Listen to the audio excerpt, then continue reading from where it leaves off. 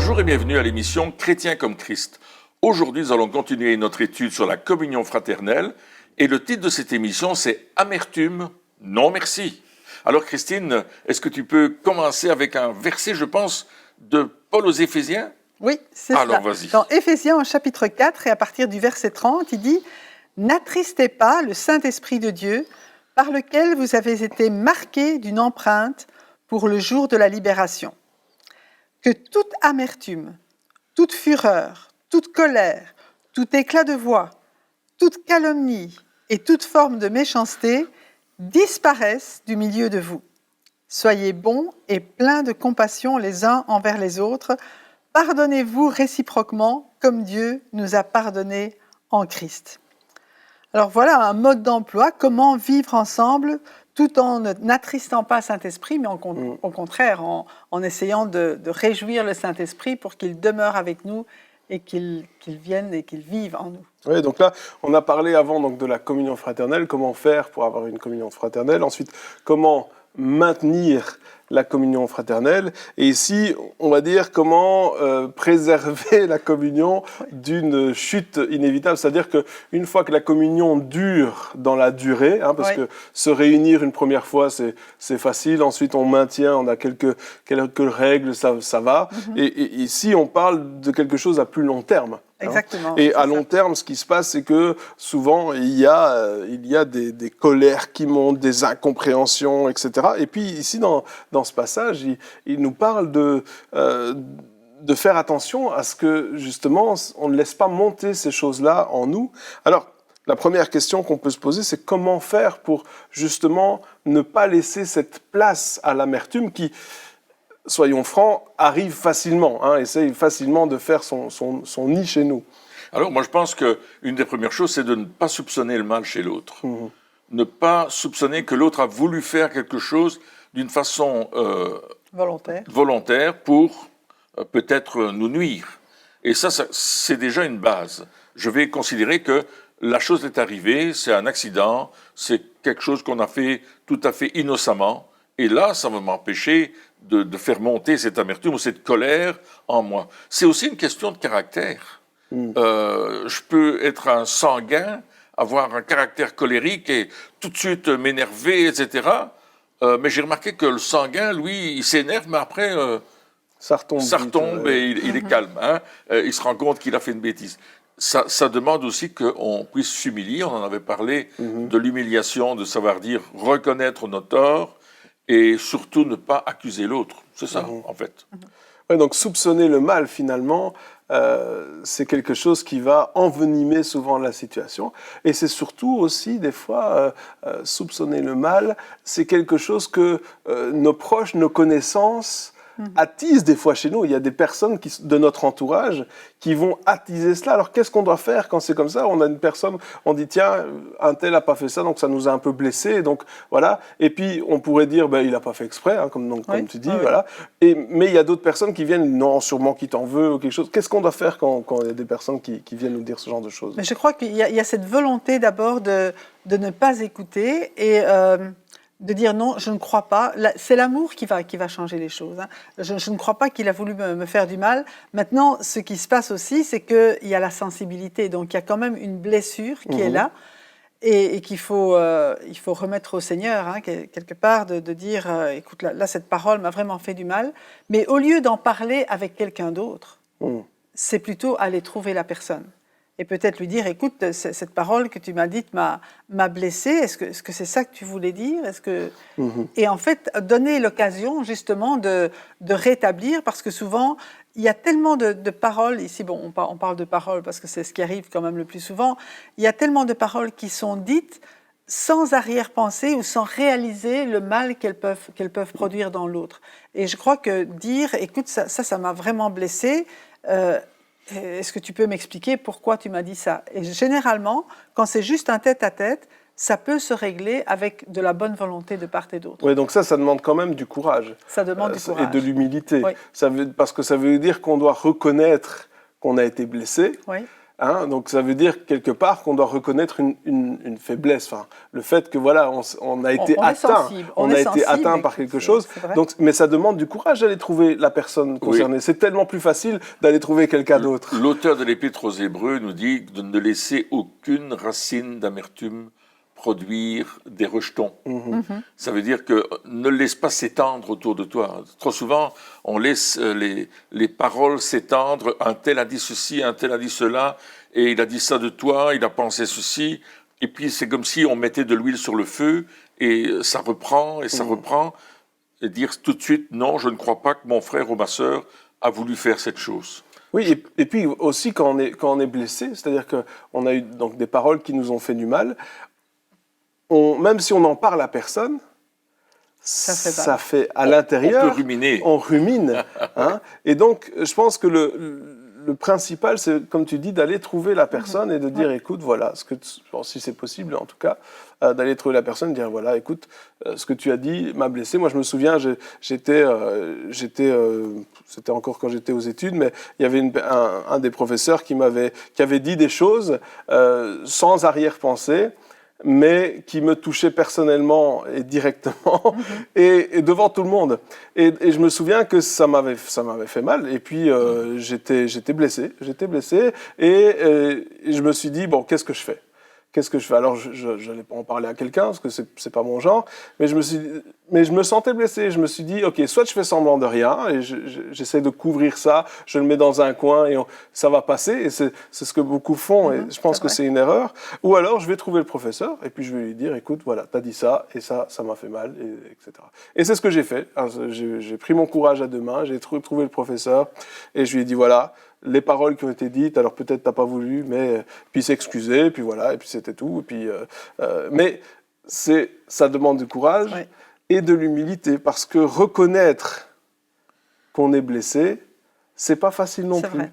Mais pourtant, c'est tellement bon. Ça veut dire que c'est guérissant. C'est guérissant, c'est sain pour nous, c'est-à-dire que l'amertume ne peut plus grandir.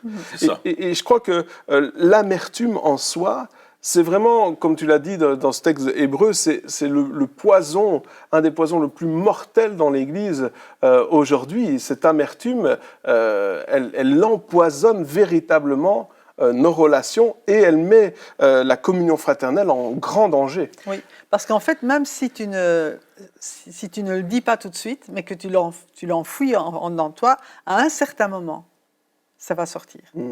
Il suffit que la même personne redise une autre chose et hop, il y a tout qui va remonter et là, tu ne pourras plus te taire. Et en fait, ça va éclabousser tout le monde. Malgré tout. Mais il y a cet exemple que j'avais découvert un jour. L'image, c'est un super lac de montagne. J'avais eu cette vision. Je priais pour un pasteur qui avait été très blessé et qui, à cause de ses blessures, blessait beaucoup de personnes. Et on était en train de prier pour lui parce qu'il avait demandé la prière pour l'aider. Et ça, c'était une bonne chose. Et je voyais ce lac de montagne, un super endroit, le lac bleu, une belle petite maison avec des beaux sapins tout autour. Mais le problème, c'est que le lac représentait son cœur.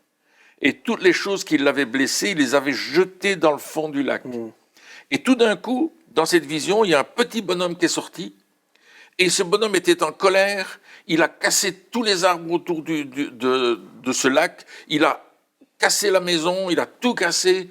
C'était l'amertume qui ressortait. Les choses que nous enfouions profondément dans notre cœur, sans les avoir résolues, vont ressortir un jour et vont faire du dégât. Et d'ailleurs, dans le texte que nous lisons ici, il dit ceci, donc que toute amertume, et puis il parle de la fureur, de la colère, des éclats de voix, de la calomnie, des formes de méchanceté. C'est-à-dire qu'il y a différentes formes. Tout ce qui découle de cela, finalement. Oui, absolument. Et donc, ce qui est terrible avec l'amertume, c'est que lorsque, justement, on a été blessé, on va nous-mêmes blesser les autres. C'est-à-dire que les paroles qui nous ont blessés et qu'on va reprocher aux autres, finalement, on va reproduire ce qui nous a blessés. Exactement. Tant qu'on n'a pas pardonné, tant qu'on n'a pas réglé les choses, on ne pourra que reproduire, c'est-à-dire que c'est quelque chose qui va être automatique. C'est la loi de la semence et de la récolte, j'imagine. C'est quelque chose qui va être automatique, ça va être plus fort que nous. Et on va commencer à dire des choses qui sont blessantes. Parce que à l'intérieur, on est blessé. On est blessé, on n'est pas guéri. Donc effectivement, on va le reproduire. Et ici, l'amertume se manifeste par souvent la méchanceté de nos paroles. Parce que de l'abondance du cœur, la bouche parle.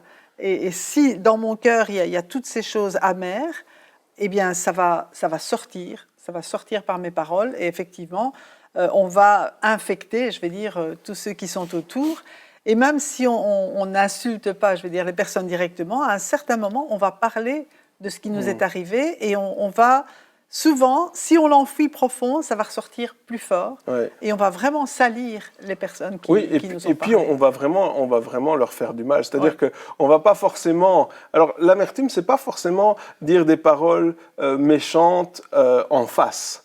Non, des fois, cette amertume, ces paroles, elles sont sournoises. C'est-à-dire qu'on fait semblant de rien, on appelle ça des piques. On fait semblant de rien et on dit des choses qui, même si elles sont anodines en apparence, on sait que ces paroles-là vont faire du mal à la personne à qui on parle. Et cette personne-là va comprendre ce qu'on est en train de lui dire, les autres pas, parce qu'ils ne sont pas dans le cercle Et souvent, alors cette amertume, c'est même avec les personnes les plus proches que c'est plus fort. C'est pour ça que ça commence avec le couple. Des fois, on dit oui, mais ça c'est pour les gens à l'extérieur, les gens que je connais moins bien. Non, les gens qu'on ne connaît pas bien, même s'ils disent des paroles, ça nous touche moins que ceux qu'on connaît, qu'on apprécie. Qui sont plus proches. Qui sont plus proches. Donc ici, on parle vraiment de nos amis, de notre famille, de notre entourage, et d'un effort quelque part à dire des paroles, nous aussi, qui sont justes, qui sont vraies, et pas des paroles qui vont blesser. Mais ce qui est bien dans ce texte d'Éphésiens 4, c'est qu'il donne une solution au verset 32. Il dit « Soyez bons et pleins de compassion ». Ça démontre aussi que je dois décider d'être bon. Je dois décider d'avoir la compassion peut-être beaucoup plus extra qu'une compassion normale, mais vraiment aller au-delà et dire je vais comprendre ton cœur, je vais souffrir avec toi de la situation. C'est ça, exactement. Donc la question c'est comment est-ce que je peux faire pour avoir la compassion pour des personnes qui me disent des paroles qui normalement devraient me faire du mal.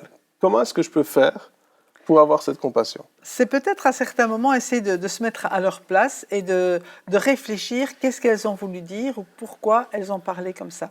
Peut-être dans le contexte de la personne ou peut-être dans le caractère de la personne. Au fur et à mesure qu'on connaît quelqu'un, on sait tiens, elle va réagir comme ça. C'est pas spécialement de sa faute, c'est juste que c'est sa façon d'être, c'est sa façon de parler. C'est sa nature. Donc je choisis aussi de ne pas être offensé.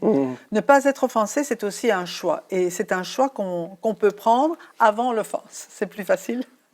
Qu'après de dire ok, je vais choisir de ne pas être offensé si on me dit quelque chose et de chercher le meilleur de la personne. Ça ne m'empêchera pas d'aller lui parler et de dire tiens, tu ne devrais pas parler de cette manière-là parce que peut-être tu ne te rends pas compte, mais ça fait du mal. Donc choisir l'amour. Et l'amour, c'est pas je te laisse tout faire, mais l'amour, c'est permettre à quelqu'un aussi de grandir et de se corriger. Oui. Et puis, il donne encore une solution ici. Il dit, pardonnez-vous réciproquement. Ça veut dire l'un l'autre. On décide de se pardonner. On décide de tout de suite faire le pas du pardon. Je t'offense, mais tout de suite, je dis, je t'ai offensé, je te demande pardon. Est-ce que tu veux me pardonner? Et cette réciprocité automatique, si on pouvait prendre ce principe-là de tout de suite se pardonner, dès qu'on comprend qu'on a dit une parole qui n'était pas correcte, qui n'était pas juste, on a gagné. Donc ça veut dire, si on résume un peu, qu'on doit avoir de la compassion, donc être bon, donc pour les autres, avoir de la compassion, c'est-à-dire qu'au lieu de prendre l'offense, on va dire, je comprends pourquoi tu as dit ça, et je souffre avec toi. Au lieu et là, on a déjà gagné. On a déjà gagné. On a déjà gagné parce que au lieu d'être blessé directement, on va dire non, on est au-dessus de ça finalement. Hein, on passe au-dessus on évite la flèche. Hein. C'est ça, oui. Pardonner, c'est et voilà, non, mais parce que justement, on a ce réflexe de dire je veux comprendre pourquoi tu as dit ça. Je veux comprendre que peut-être aujourd'hui tu t'es levé du mauvais pied. Je veux comprendre que peut-être tu n'as pas bien dormi depuis 3 jours. Ou que je t'ai dit quelque chose. Ou que j'ai dit quelque chose qui n'était pas juste. Aussi, et puis, donc ça c'est la première chose. Et puis ensuite, pardonnez-vous, ça veut dire que je vais établir un dialogue, malgré le fait que je n'ai pas reçu l'offense. Donc c'est-à-dire que je n'ai pas été offensé, mais je vais établir quand même un dialogue en disant, tu sais, cette parole-là, c'est pas vraiment juste, hein, et puis l'autre personne va pouvoir dire je te demande pardon ou je suis désolé, ce genre de choses, et là comme ça on va pouvoir construire. Mais toutes ces choses-là, donc de ne pas avoir d'amertume, etc., c'est relié au fait de laisser la place au Saint-Esprit. Absolument. Donc c'est-à-dire que c'est pas juste.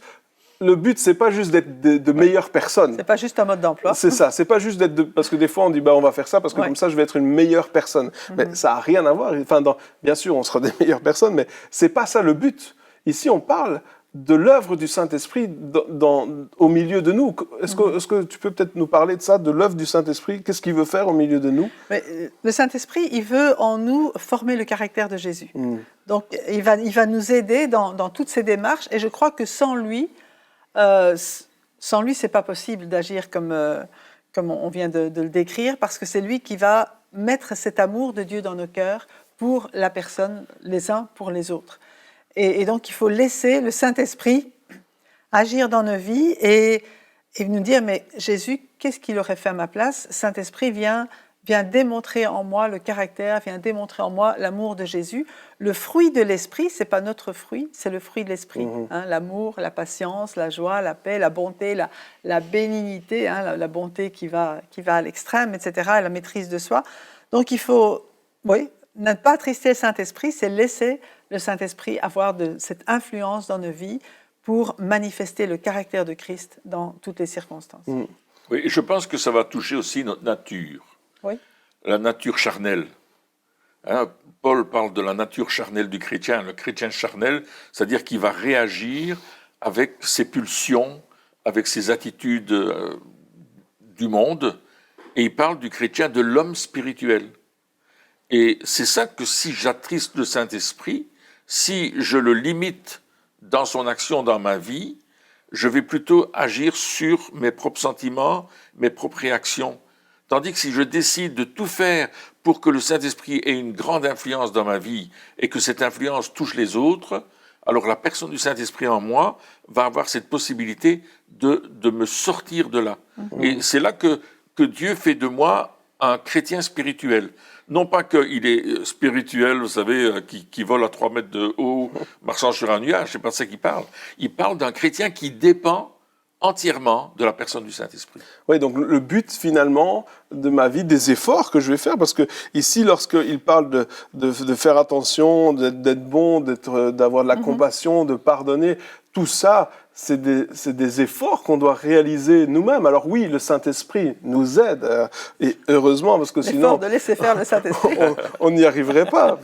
Mais c'est quand même des décisions qu'on doit prendre dans notre vie de tous les jours, et même de tous les instants, quelque part. Et que ce soit avec des personnes autour de nous, ou même au travers même des personnes du gouvernement, des médias, enfin tout ce genre de choses, on peut aussi être blessé par cela. Absolument, et donc, c'est un effort qu'on fait pour que le Saint-Esprit ait plus de place dans notre vie. Donc, et les versets qui précèdent parlent aussi des paroles, parlent aussi de ne pas voler, etc. Oui. Donc, toutes ces choses-là, donc, dans ce contexte-là, on veut dire, je veux faire des efforts, laisser le Saint-Esprit m'aider à faire ces efforts, bien sûr, pour que je ne veux pas attrister le Saint-Esprit, je ne veux pas que voilà, il s'en aille, je ne veux pas qu'il soit triste avec moi, et le fait qu'il soit triste va faire qu'il va pas agir comme il aimerait agir.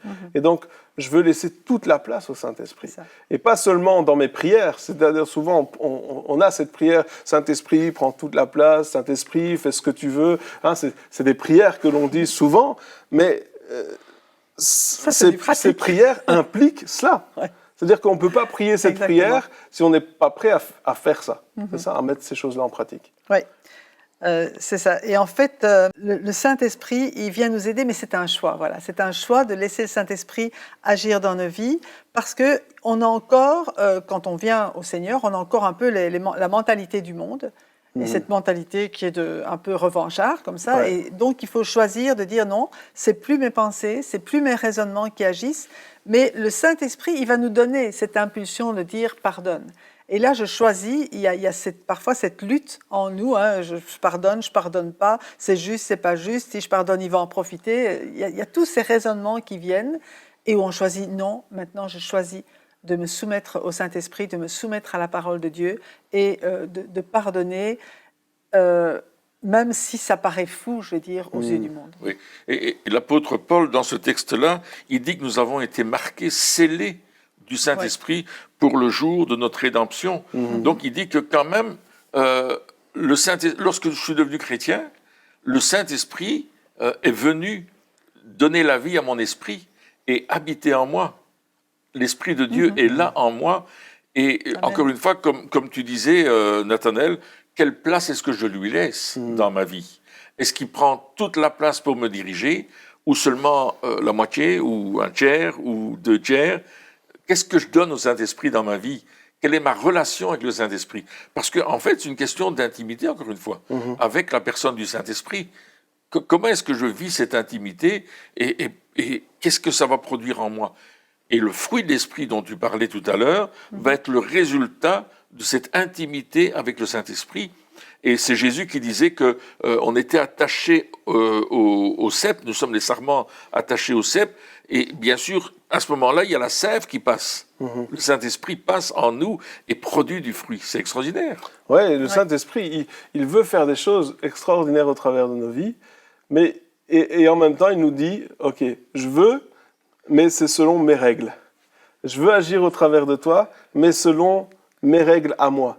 Et justement, cette humilité, hein, de pardonner, parce que pardonner, c'est aussi de l'humilité, quelque part. Hein. Il a besoin de notre coopération. Il a besoin de notre coopération complète, et il a besoin qu'on aligne notre mentalité avec la mentalité du royaume de Dieu. Alléluia. Et parce que là, on a cette mentalité de ce monde qui est revanchard, qui dit je vais pas me laisser marcher sur les pieds, tu vas voir si tu me blesses, tu vas voir ce que je vais te faire, etc. Donc tout ça, c'est cette mentalité avec laquelle on a grandi, c'est cette mentalité qu'on a découvert à l'école, c'est cette mentalité, il faut surtout pas se laisser faire, parce que si tu te laisses faire, t'es mort. C'est un petit peu, c'est ça, oui, c'est ce qu'on a l'idée. Appris, Et là, on dit, non.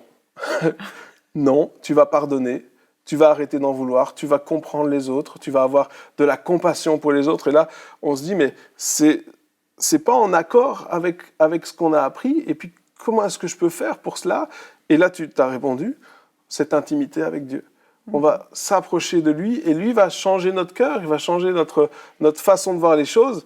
Mais après, il va y avoir ce moment clé où ce qu'on ressent dans notre esprit, parce qu'on est enfant de Dieu, on sait que c'est ça qu'on doit faire, c'est qu'on doit réagir autrement.